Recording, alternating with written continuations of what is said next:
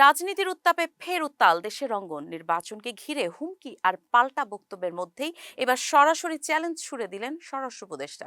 সাবেক প্রধানমন্ত্রী শেখ হাসিনা এবং তার ছেলে সজীব ওয়াজেদ জয়কে উদ্দেশ্য করে স্বরাষ্ট্র উপদেষ্টা মোহাম্মদ জাহাঙ্গীর আলম চৌধুরীর মন্তব্য, সাহস থাকলে দেশে এসে কথা বলুক। বুধবার দুপুরে চট্টগ্রামে এক সাংবাদিকের প্রশ্নের জবাবে এই কড়া মন্তব্য করেন তিনি।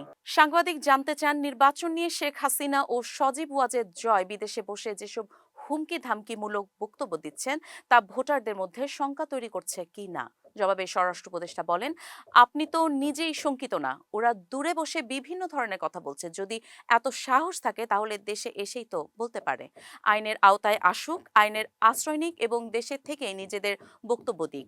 এরপর আরো কঠোর ভাষায় তিনি বলেন, যারা পালিয়ে আছে, অন্য জায়গায় থেকে কথা বলছে, চোর তো অনেক কিছুই বলতে পারে। বিদেশে পালিয়ে থেকে দেওয়া বক্তব্যের কোনো মূল্য নেই। এই বক্তব্যের মধ্য দিয়ে সরকারের অবস্থান আরও একবার স্পষ্ট হলো। নির্বাচন নিয়ে হুমকি, ভয় কিংবা গুরুত্ব দিতে রাজি নয় সরকার।